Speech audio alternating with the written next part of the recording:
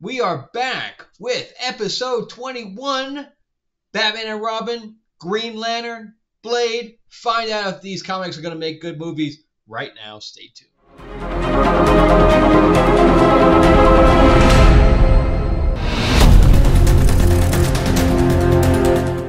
All right, we're back. Episode 21. Here we go with this week's books. We got Marvel, we got DC, and we only have one from an independent, which is Image. So let's start out, but before we do, make sure you like and subscribe. I am trying to grow the channel, so if you can subscribe, give me a thumbs up, the whole bit. And I am your host, Frank Zanca. I am a award-winning screenwriter, novelist, comic book writer, and a working line producer. Recently moved from LA to Atlanta and waiting for the strikes to end. So let's see what happens. All right. Hopefully the actors can finally give way a little bit and get this thing moving. Anyway, let's talk about whether eventually these comics will make good film and television. Will they be, will Disney Plus end up taking this stuff out? Will they become a movie? Will we never see them ever again because they're bad? Let's find out right now. We're going to start out with Batman and Robin number 2. This takes place during the whole Catwoman Gotham War thing. That's incredibly stupid because she says that there is no crime anymore. The only crime that takes place is stealing from the rich and giving to themselves. That's not crime. That's not crime. But meanwhile, there's a whole lot of other death and everything else taking place in continuity because you can't have comics without having crime. So it's a really stupid idea, and we're just going to go and roll with it. But Batman got his or I should say Bruce Wayne, no longer has any of his fortune. And now, I forgot, Vandal Savage. Vandal Savage stole his house. Well, he bought his house. So no longer has his money, no longer has Wayne Manor. He has nothing. He's going into living in a Brookstone or whatever else. And Damian's living with them because they're the only two that have any kind of brains whatsoever, apparently, according to Chip Zdarsky and Tini Howard, who are writing Batman and Catwoman, respectively. According to them, all of the Bat family has lost their minds. And is fighting against Batman and Damian. So meanwhile, they go on their own adventures, and here we have Shush. Yes, I'm serious. Instead, if you guys are familiar with Hush, this is the female version called Shush. Yeah, it's like that. Wow. How many drugs do you need to be on to say, you know what, guys? We're going to do a female version of us. It's going to be awesome. Yeah, look, it's going to have bandages and everything. Ugh. Come on, man. Come on. This is what you're getting paid to do? So, let's talk about what's happening on the inside. So, on the last, I kind of hurt my throat doing the whole thing. So anyway, the artwork here is actually growing on me. It's a little bit anime looking, but in the last issue, they were White Rabbit. Yes, there's also a White Rabbit. Was in a blimp, and she had taken some people hostages. They rescued the people, and then they got attacked by bats. Okay, so this is a continuation of the last one.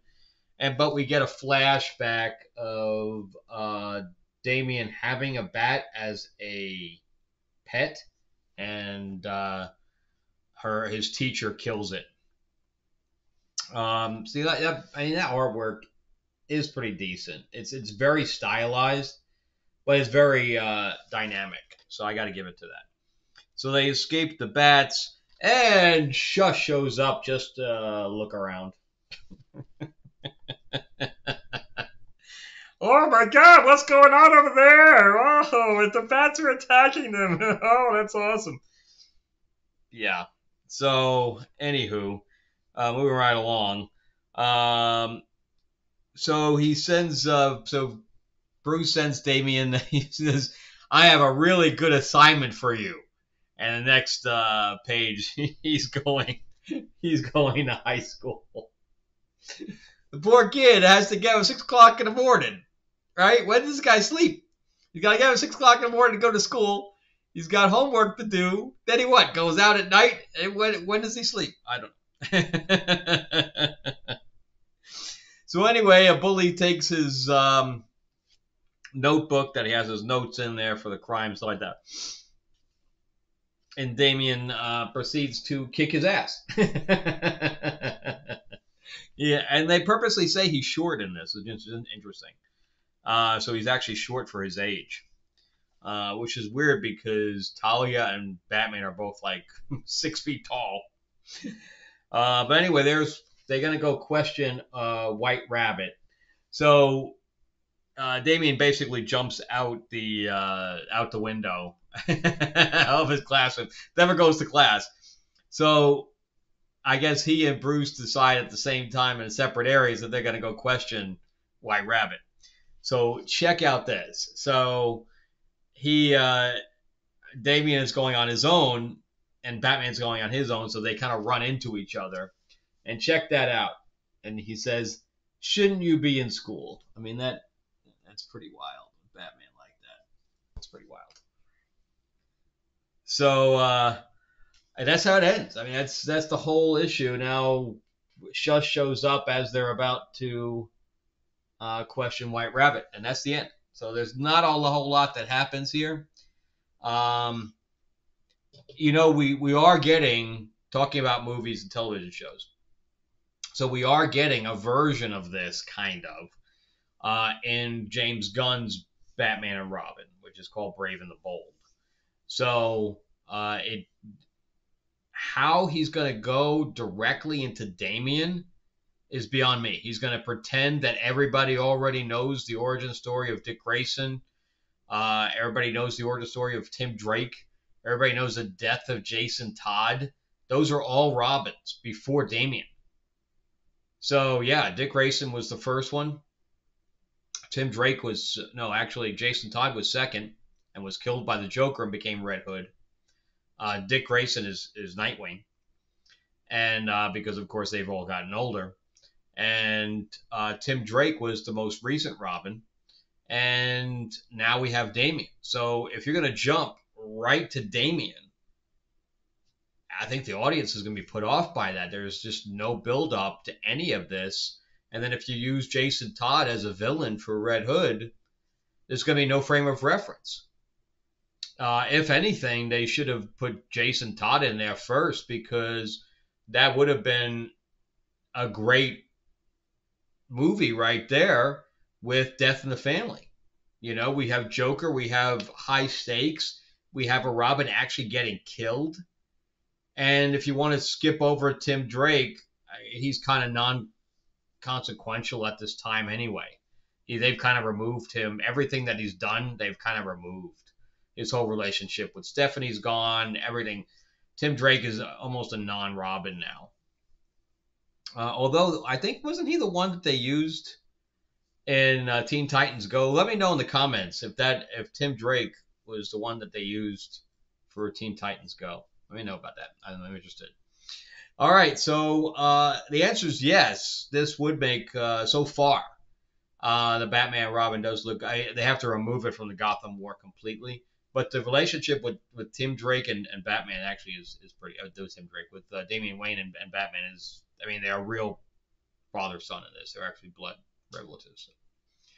All right, so let's move on to Green Lantern, written by my friend Jeremy Adams.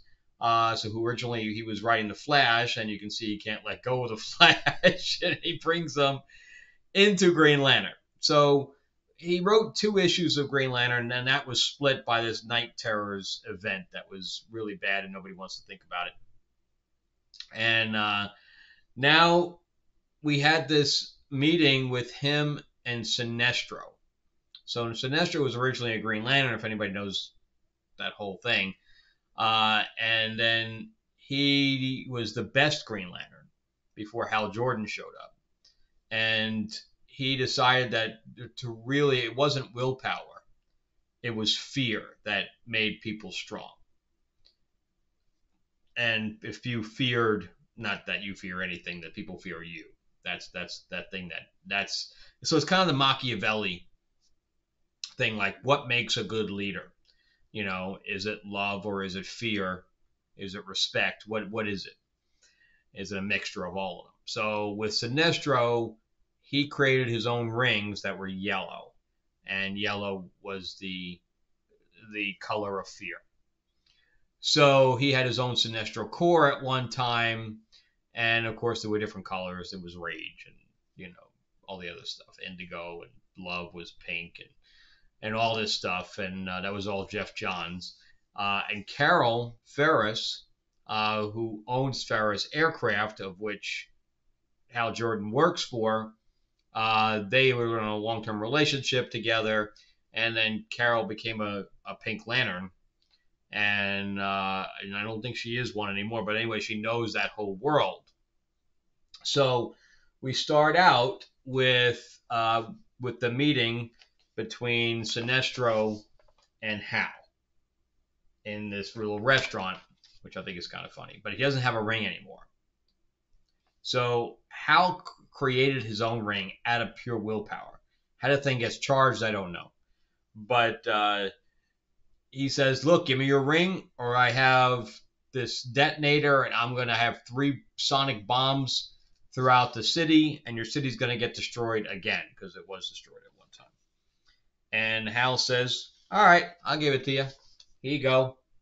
And he said, what is this? Because this doesn't seem like a regular ring. He said, it's not. And it's not going to work for you either. And literally it just pops right back into his hand. And Sinestro gets pissed off and goes to leave.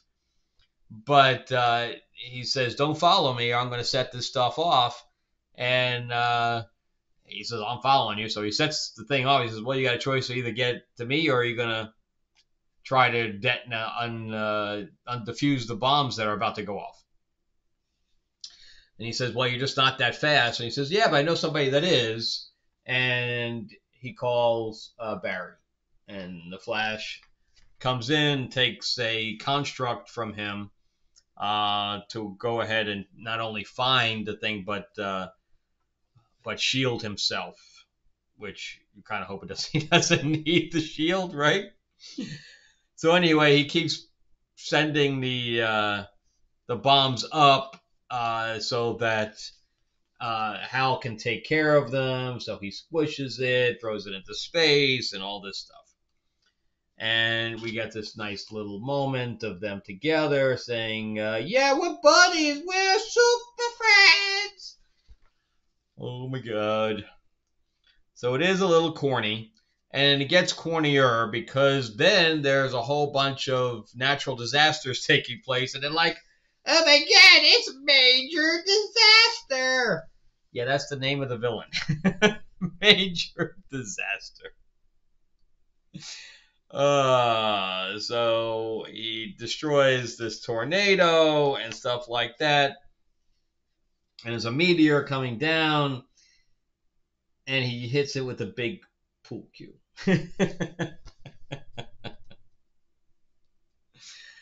So they subdue Major Disaster, and look at that, World's Finest. Mark Waid's doing a World's Finest with Kingdom Come. Oh, that's gonna be awesome. 5 parts. I'm looking forward to that. So after they do all that, then they just sit on the corner and they say, well, why is Carol not with you? And she's like, yeah, I don't know, blah, blah, blah. And they find out that they did something to the planes. And then the planes take off or whatever else. And then we have a backup story, like we need a backup story, of Tal Sinestro's son or something, illegitimate son or something like that. But look at that.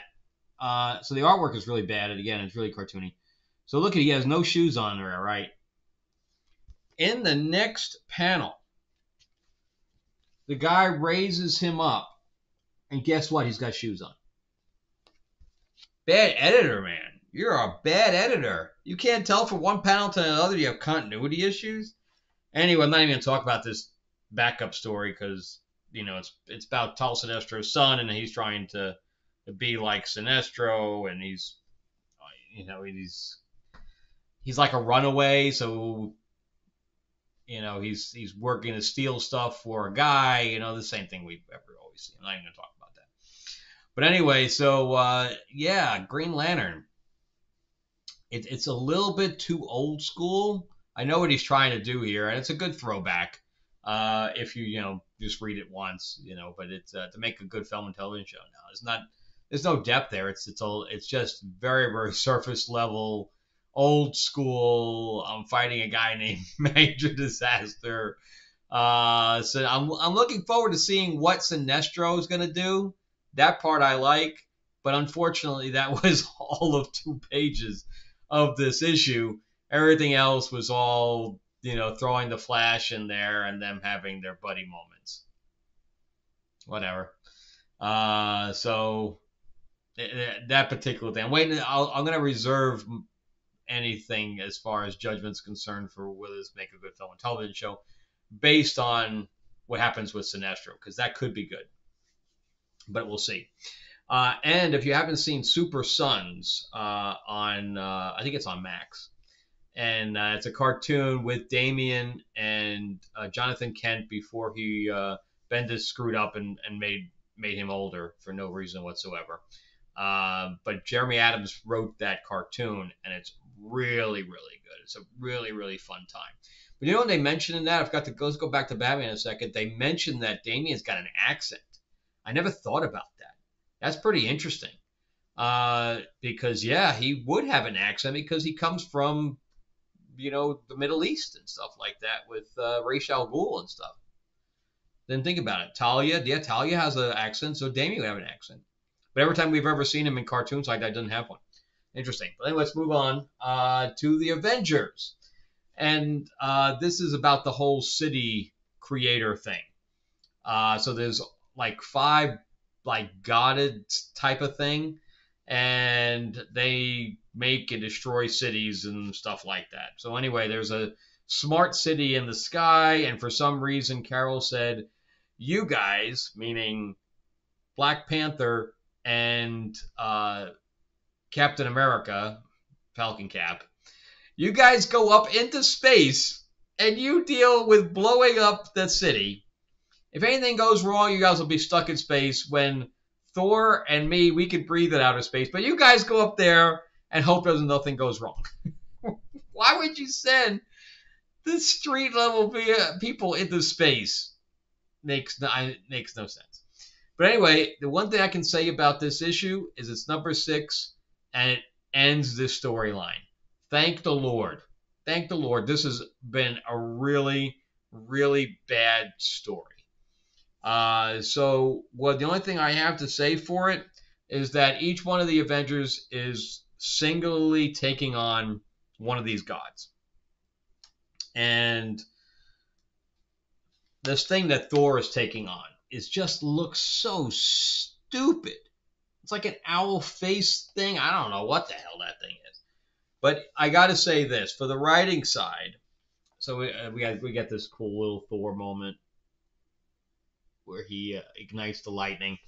And what I got to say is that each one takes on one, and it's pretty, aside from Tony Stark's one, they're pretty smart about how they defeat these things. So I did like that, but for me, it was too little too late. So Tony is stuck in a block of a building. I mean, he's stuck in there. And for some reason, he was able to take Vision's phasing technique or whatever else and instill it in the armor? What? That's retarded. And so he just phases out of that thing and hits the guy. I didn't like that one. But the one with Scarlet Witch, so Scarlet Witch realizes that this guy she's fighting is drawing his power from all the dead bodies that are built, with all the cemeteries all around the city. He's drawing that power from them. So she says, you know what? How about we go somewhere where there's no dead bodies? So she teleports him to Antarctica. And now he's got no powers whatsoever. I thought that was really, really smart. actually. So she defeated him just by pulling him away from anything. And then the Vision, remember, Vision was created by Ultron, and he's fighting this techno villain. And he basically implants some of his software into her, and he sends in parts of Ultron or whatever else, like a virus. So he defeats her by basically giving her a virus that's Ultron based. And then this other guy works like Captain Marvel. He keeps absorbing everything. So she says, you can't crush me with that. And she's like, no, don't worry, it's for me. So she blows it up around her, so she absorbs, because she has basically the same power. She absorbs all energy, just like in the movie. So there's a scene just like the movie. And meanwhile, Thor realizes that his little owl face villain is drawing power from all the people worshiping it. So she's like mind controlling these people to worship her. I think it's her. And so when he brought down that lightning in that one panel, he put everybody out. So he made everybody unconscious, and now she had nobody worshiping her. So he's like, hee, you got nothing now. And she's like, oh, yeah, you're right. So Scarlet Witch puts the guy in a coffin. Vision, says, he goes, what'd you do to me? Well, I gave you a piece of me. That's bad. And then Captain Marvel gives all that power to the guy, and he's like, oh my God, I can feel something. I feel something. And he passes out. That's my pass out voice. So meanwhile, Black Panther and Falcon Cap get off the now crashing city. So I guess it worked at least. And the city went into the other parts of the city down below, so it's like in the circuitry and stuff like that. And then in a moment of stupidity, so they got all the guys are now in amber there, so it could be like Jurassic Park. And the city's like, I'm free. And they're like, well, don't you want to join the Avengers? You could be a city Avenger. And they're like, yes, the city could be an Avenger. And I'm like, what are you talking about? What are you talking about? So yeah, they're like, hi, city. Yeah, you could be an Avenger now. Congratulations, you are now an Avenger. What the hell, man? And what's with all these backup stories so they can charge us more money? So then we got Firebird's story about, I don't know, something stupid. There's this UFO thing going on, and, this girl is calling to the UFO or whatever. I don't know. There's no reason for that backup story whatsoever. But anyway, so thank God that one's over. That would not make a good Avengers movie at all. I was totally bored with it. Parts of it were just really stupid. Wow. Thank God it's over. Thank God it's over. So that the last page shows that there is a new story coming in. Something to do with Vision. So let's see if he can do a better story than this one. Eesh. Then let's talk about Blade. Loving Blade. So in the last issue, so he accidentally released the Adana. He's hooked up with his ex, who's an arms dealer, and then we have somebody else. Tulip is his ex's name, and then I forgot the other girl's name that's actually hunting the Adana. But anyway, so Doctor Strange shows up in the last one, and his ex says the only way to kill the Adana, because he sliced her head off and she just put it back on. So he can't defeat her. So his ex says the only way to defeat her is to get this sword. So we're going on like a quest. And they're like, no problem. We can break into anything. We'll get it. We'll get out. The only problem is it's on a moving train. They're like, oh, that's a problem. So Doctor Strange shows up and says, I get you on the train. So the train is made of adamantium, it says. That's a lot of adamantium. I thought adamantium was like a rare metal. But meanwhile, The train is like, 20 cars. I don't think they should have said that. There was no reason that it had to be made of adamantium. That was stupid. So anyway, and of course they're advertising the hell out of the Marvels and all these things. Don't know how that's gonna do. I'm gonna go see it, but my expectations are very low. So anyway, they say, all right, well, the problem is that the train is filled with vampires, and they made the vampires look like the Blade movie. Look at that. So it looks like the Blade movie with the whole mouth that opens up. So that was pretty cool. That's a big throwback. And I like Blade's red glasses, by the way. So they get portaled into the train by Doctor Strange, and they all three of them are there, and they immediately get assaulted by a vampire, and all you see is slice.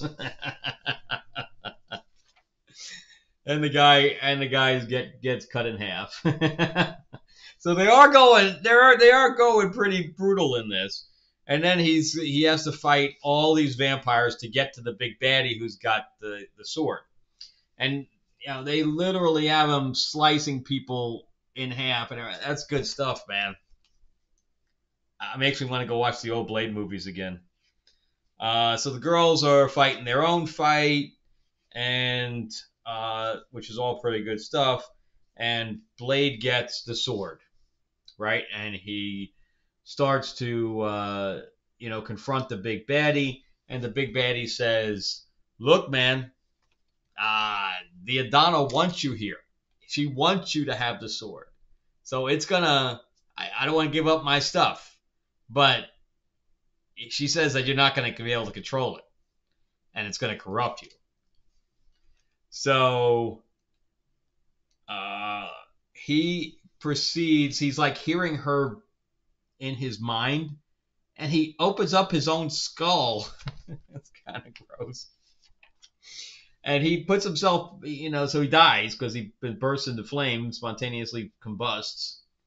And Doctor Strange says, he pops in and opens the portal back and says, "I'm going to take the train. I'm going to portal the train out somewhere else, but you need to give me the sword because they're right. It's going to corrupt you." And he's like, "No, I can cover it. I'm going to do it." He's like, "All right, let's see what happens." And then they just poof over to fight the Adana, and that's where it ends. And then it says, where is it? To be concluded.